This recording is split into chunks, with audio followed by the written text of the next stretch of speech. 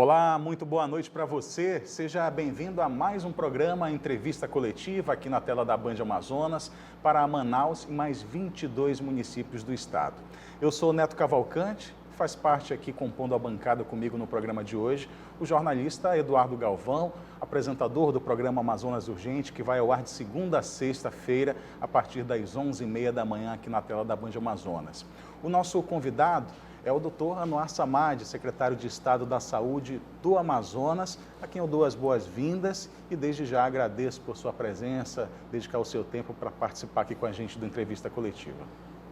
Olá, Neto, boa noite, Eduardo, uma satisfação muito grande, boa noite aos telespectadores, poder estar aqui para prestar esclarecimentos sobre a pandemia, sobre leitos hospitalares, enfim. Infelizmente ainda temos muitas notícias falsas, principalmente divulgadas em redes sociais, então é importante que a gente esteja aqui para esclarecer a população. Pois é, doutor, a televisão é o meio de comunicação de massa que chega na televisão de muitas pessoas, que tem acesso a muita fake news que recebe pelo celular, e a gente tem aqui, nesse espaço de 30 minutos, um espaço para a gente realmente desmistificar muita coisa relacionada a essa pandemia.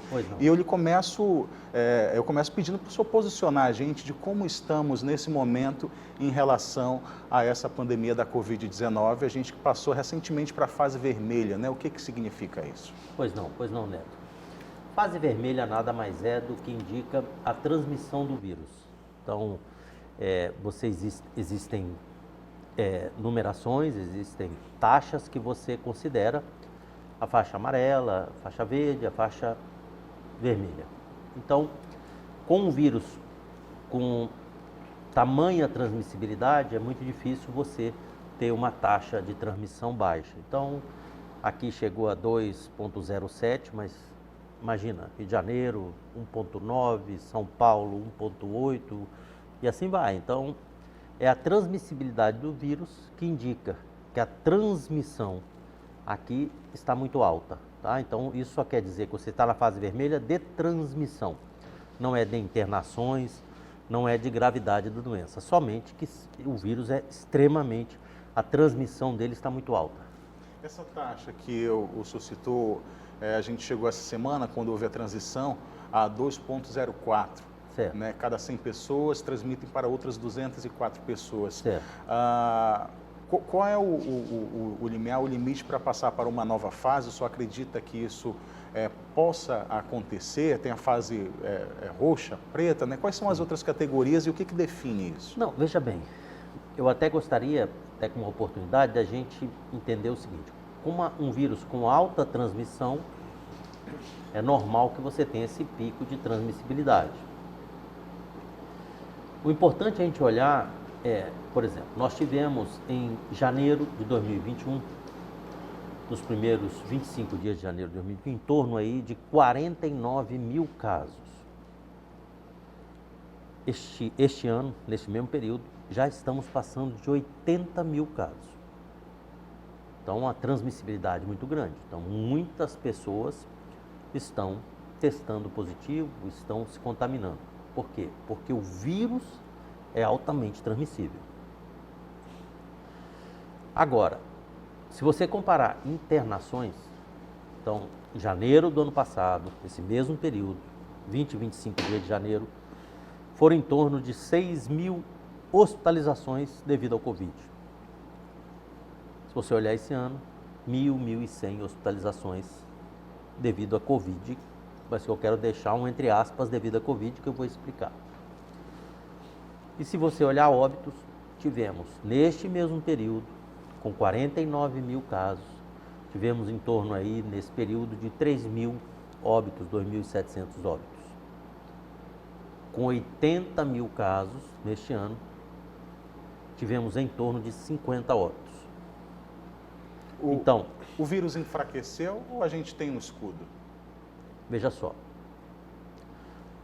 quando você tem uma nova variante, você tem que olhar 3 variáveis. Primeiro, a transmissibilidade. Sem dúvida, a Ômicron é a variante daquele coronavírus inicial de maior transmissibilidade. Então, ela é altamente transmissível, a gente costuma até não digo brincar, porque nem brinca com uma coisa dessa, mas costuma dizer assim, que transmite até olhando, né? Então, se tiver com Covid, nem olha, porque, né, de tão transmissível que é a variante Ômicron. Segundo, você tem que olhar a virulência. O que é virulência? A capacidade do vírus agredir o organismo. Então, se tem uma alta capacidade de agressão ou uma baixa capacidade de agressão.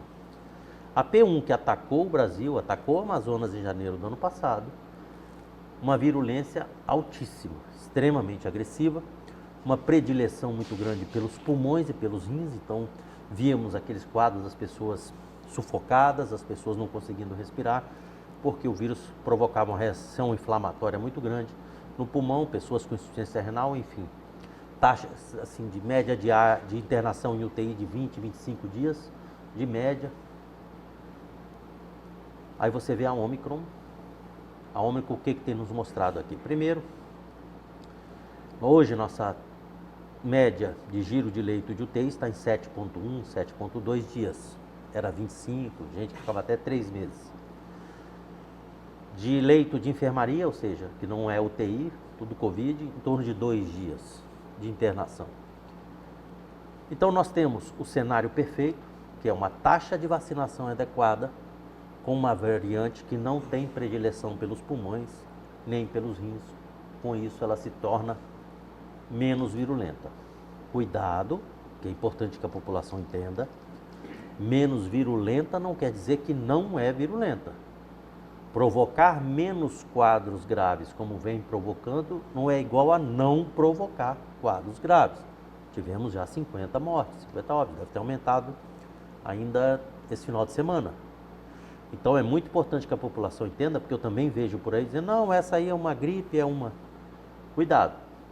E outro, nossos pacientes internados, Neto, Eduardo, nossos pacientes internados, isso são dados. Entre 67% e 70% dos pacientes internados em UTI devido à Covid são de não vacinados ou não com vacina incompleta. São dados, não estou inventando. Tem os dados da FS, qualquer um pode ter acesso. Leitos clínicos baixam um pouquinho, né? Agora, o que a Ômicron tem? Os senhores, os telespectadores, podem perceber nos seus grupos de WhatsApp, seus amigos, vizinhos. Muito difícil hoje a pessoa falar, estou com Covid. A pessoa fala, testei positivo para Covid. Ah, minha esposa testou positivo, eu vou lá amanhã testar, ver se eu estou positivado. Né? As pessoas começam. Então, hoje as pessoas, assim, se você testar 200 pessoas, vamos dizer que 110, 120 dão positivo para Covid, é essa a média que estava, isso vem diminuindo. Metade delas, pelo menos, são assintomáticos, não sentem absolutamente nada. Foram montados centros de testagem pela Prefeitura de Manaus, nós ajudamos principalmente no Vasco Vasques, com médicos, enfim. Então nós percebemos que você testava, então a maioria dos testes realizados eram de positivos. Isso nessa última semana, até sexta-feira, veio diminuindo, e hoje já está invertendo. A maioria das pessoas que estão testando nesse centro de testagem estão negativando. Ou seja, não tem teste positivo. Assim, percebemos que o número de casos vem diminuindo, né? Batemos 8 mil e tal, sobretudo em Manaus, os casos vêm diminuindo e vem aumentando no interior, o que também é esperado. Você tem uma metrópole, um vírus de alta transmissão, você pode viajar, né? Nós temos os barcos, então termina que agora ele começa também a aumentar o número de casos no interior. Então, você tem 8 mil, 5.600 no interior, 2 mil e pouco em Manaus, estamos assim. Doutor, essa vai ser a nossa tendência? Tomara.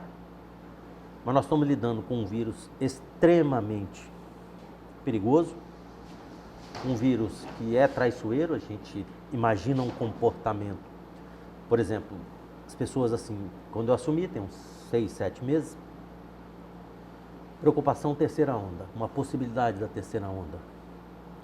O que nós temos que fazer? Avançar em vacina, e avançamos bastante. O governador Wilson Lima desde o início, estimulando, nos ajudando, um apoio total com mutirões. Fizemos aí 21 mutirões grandes. Teve finais de semana que nós vacinamos 140 mil pessoas, 140 mil doses. Isso é demais no final de semana, enfim. Temos uma história. Então avançamos vacinação e preparamos uma terceira onda. O que é preparar para a terceira onda? A onda que a gente conhece. O que a gente conhece? Intubação. Então vamos manter os kits de intubação em ordem. Então nós temos estoque de kit de intubação. Vamos manter isso, vamos manter aquilo. Parece uma nova variante, a Ômicron. E o problema hoje se tornou o quê? Testes e alguns medicamentos baratinhos, mas que sumiram no mercado e com isso se tornaram caros. Então, uma outra realidade que essa Ômicron tem mostrado para a gente. Então, a gente controla, a gente se prepara, mas o vírus é traiçoeiro. Veio uma outra variante que está com esse comportamento e, graças a Deus, esse comportamento com vacina tem dado esses resultados que nós estamos vendo. Depois de testado, o paciente estava saindo já dos centros com receita médica ou às vezes até com medicamento oferecido pela prefeitura. Existe já um protocolo definido com relação ao atendimento à pessoa que testou positivo, que está sentindo algum tipo de sintoma ou ainda atacando simplesmente os sintomas apresentados, doutor? Somente os sintomas apresentados. O problema é que também nós tivemos um surto no Brasil inteiro também de H3N2, que é o influenza, que também é uma variante influenza que teve um escape vacinal muito grande das vacinas que foram aplicadas. Como se a vacina fosse modelo 2021 e o influenza que apareceu já era modelo 2022. Lembre-se que todo ano sai uma vacina nova para a gripe, todo ano. E todo ano as pessoas têm que se vacinar até as pessoas entenderem que assim, tem 76%, 78% de eficácia. As pessoas ficam, vou tomar a segunda dose, vou tomar a terceira dose de Covid. Mas são vacinas que nós temos no momento. Está aí, né, principalmente P1 e Delta. Os senhores que trabalham o tempo todo com esses dados, o que a Delta fez no estado? Me fale assim, teve aquela repercussão muito grande, mas a vacina protegeu bastante. Né? A vacina protegeu bastante. Então, assim, medicamento. Na verdade, o medicamento que recebi era o Tamiflu para a influenza. Então, eu estou gripado, fiz o teste para Covid negativo, então toma o teu remédio para gripe. Entendeu? Então, não era um remédio para Covid. Os pacientes que, porventura, precisassem do cuidado maior, além dos sintomáticos, alguns médicos prescreviam corticoide, alguma coisa assim, mas isso aí, já saía com o remédio na mão, era mais para os negativos, não para os positivos. Certo. Então, estou gripado, testei Covid negativo, então tomo o Tamiflu, que o Tamiflu funciona sim para o H3N2. E chegou a dar algum tipo de preocupação com relação ao estoque desse medicamento? Não, em nenhum momento houve um problema com o Tamiflu. Não que eu tenha sido informado ou pela prefeitura certo. ou pelos órgãos do estado. Não houve nenhum problema. Dr. Anuar Samad é o secretário de Saúde do Amazonas aqui do estado, presente aqui no Entrevista Coletiva. A gente vai para um breve intervalo e volta já.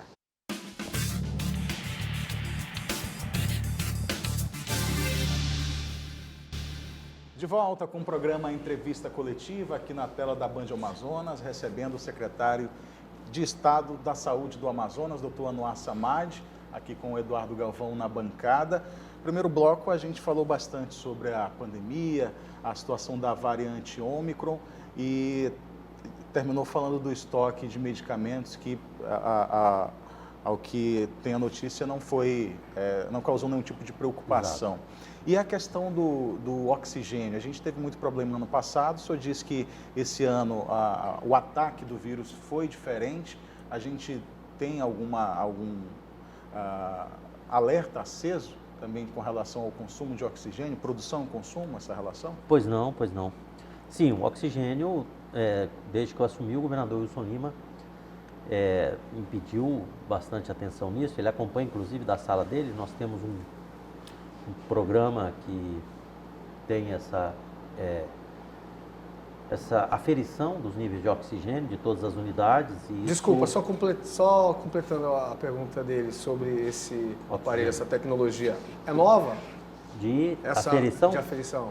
Não é nem isso, os fornecedores já oferecem, mas é que nós criamos mesmo, né, um programa que eu tenho acesso no meu celular, o governador tem acesso, enfim, você consegue ver nível de oxigênio e temos também de acesso público também, não tão especificado, porque senão fica chato até de ver, para o público. Mas enfim, essa história de oxigênio é importante que se esclareça também. Você, na primeira onda, foi em março de 2020, o consumo de oxigênio em torno aí, não quero ser exato, mas em torno aí de 16 mil metros cúbicos num dia, o pico. 16, 18, mas bom, enfim, abaixo de 20 mil. Aí você tem uma produção em torno aí de 25, que seja 30 mil metros cúbicos. Veio uma segunda onda, você precisou de 80 mil metros cúbicos num dia. Né? E de uma maneira rápida. A Covid, como eu sempre digo, é extremamente traiçoeira. Então, se você numa primeira onda tem 16 mil de consumo, produz 30. Numa segunda onda, você imagina que você vai precisar de quanto? Então, talvez o oxigênio, quando começaram a perceber o aumento, talvez, não sei, a única saída foi realmente cilindro para cá, e aí os problemas de logística, bom, enfim, eu não estava na gestão, mas é uma preocupação. Então, o governador Wilson Lima investiu muito em usinas de oxigênio, nós temos aí 41 usinas de oxigênio em funcionamento, compramos agora, tem uns 10 dias, mais 29 usinas, que devem ser entregues aí em 30 dias. Algumas plantas, alguns fornecedores aumentaram, mas enfim, hoje, sem essas novas usinas que vão chegar ainda, temos uma produção em torno de 61 mil. Produção assim, está disponível, se o Estado precisar, 61 mil metros cúbicos por dia. Capacidade de produção, né? Nosso consumo hoje, médio, está em torno de 9 mil metros cúbicos por dia.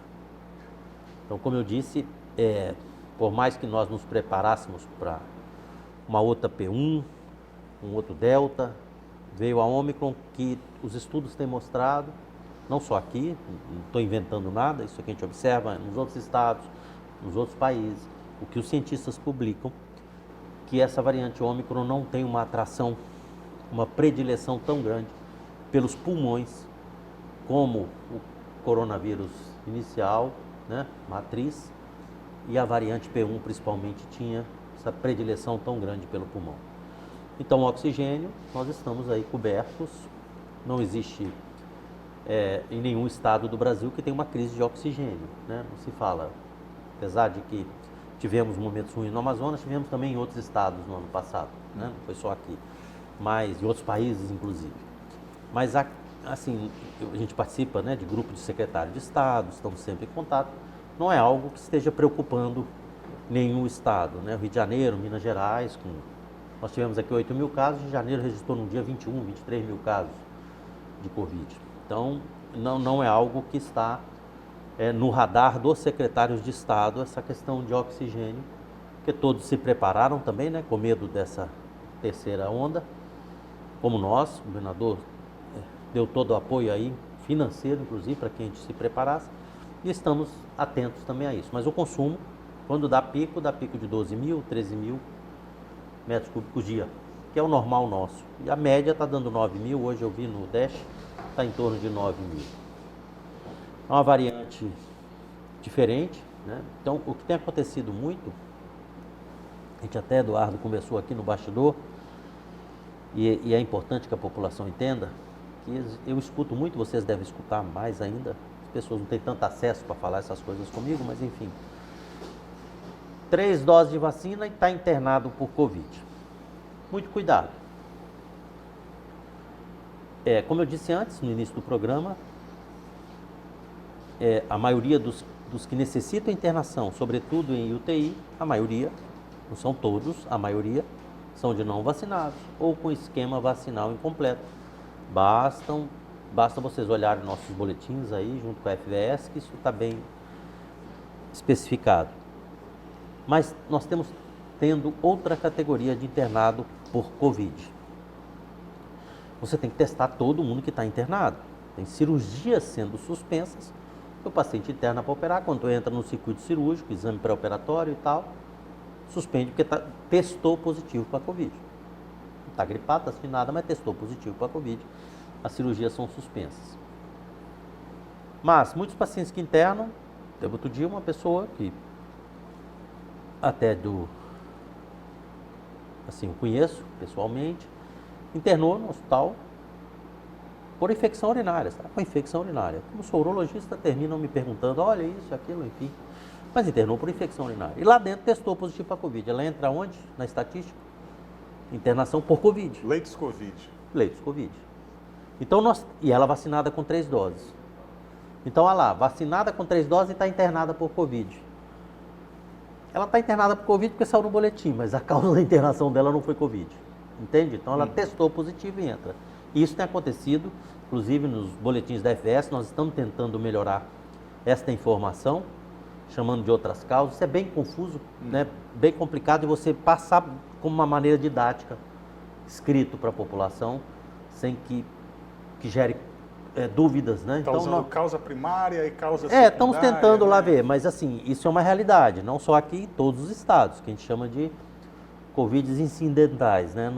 Não é um Covid que a gente conhece, aquele Covid né, aquele problema respiratório e tal. Então, a gente está testando, está tendo muito caso, 8 mil num dia, isso é recorde, mas assim, a população toda vai adoecer com essa Ômicron? Ou pelo menos vai ser infectada? Provavelmente sim, provavelmente sim. É muito difícil você controlar a transmissão. Você vê a nossa taxa, o nosso RT, como você mesmo citou, 2,04. Né? É muito difícil você controlar um vírus com tamanha transmissibilidade e você impedir que A ou B não seja infectado. Essa muito taxa difícil. É maior do Brasil, 2,04? Não é que essa taxa é maior. Isso é muito dinâmico. Mas é a maior do momento no Amazonas? Eu acho que da semana passada, pandemia. sim. Semana, precisamos ver se amanhã, segunda-feira, como é que está. Mas assim, isso é dinâmico, né? Então, tem estados que sobem, baixam. Nós tivemos em 0,87, né? Tivemos menos que 1. Então, aí, olha, eu publiquei nas minhas redes sociais que após as festas de fim de ano, amazonenses viajando para o exterior, para os outros estados, iam trazer a variante Ômicron para cá. Claro que iam. Mas tudo bem, mais cedo ou mais tarde a variante ia entrar aqui. Claro que vai entrar. O estado não é isolado do resto do país ou do resto do mundo. Então, isso veio. Com essa alta transmissibilidade, é normal que tenha aquele monte de casos de uma vez só. Qual o problema disso? Por mais que tenha uma vacinação adequada e uma variante que não tínhamos certeza, a gente precisa ver como é que se comporta, é um vírus traiçoeiro. Então, quando chegou aí a 350 casos num dia, que vinha 37, nós comunicamos o governador. O governador imediatamente tomou providências, teve que suspender eventos que pudessem aglomerar muita gente ao mesmo tempo. Né? Então, é diferente você aglomerar 100 pessoas, você aglomerar 3.000 pessoas. Né? Então, uma variante tão transmissível. Então, o governador tomou providência imediatamente e nós estamos passando esses dias, 15 dias, observando essa variante. Então, tivemos um pico muito grande de casos. Aqui em Manaus, isso está diminuindo. Só precisamos ficar atentos, porque quem é daqui do Amazonas sabe, os senhores sabem, o que chamam de repiquete aí da enchente. Tem aquela parada, que a gente pensa que não vai encher mais não, e de repente vem uma das maiores enchentes da história. Né? Então, temos que ficar atento com isso. Isso aconteceu no Rio de Janeiro.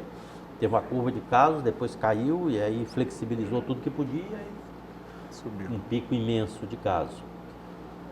Não acredita na vacina? Não é isso. Não é isso. Vacina da gripe tem uma proteção aí de 76%, 78%, enfim. Todo ano tem que tomar e muita gente ainda gripa. Concordam comigo? Então... Doutor, o senhor tem conhecimento de reações da vacina por conta da vacina aqui no Amazonas, casos graves? Nenhum, eu não tenho nenhum conhecimento, não chegou. As pessoas, outro dia me abordou que parece que o filho tomou vacina e desmaiou. Isso é reflexo vagal, tem gente que vai tomar injeção na farmácia e desmaia de nervoso, vai tomar, mas assim, nenhum caso.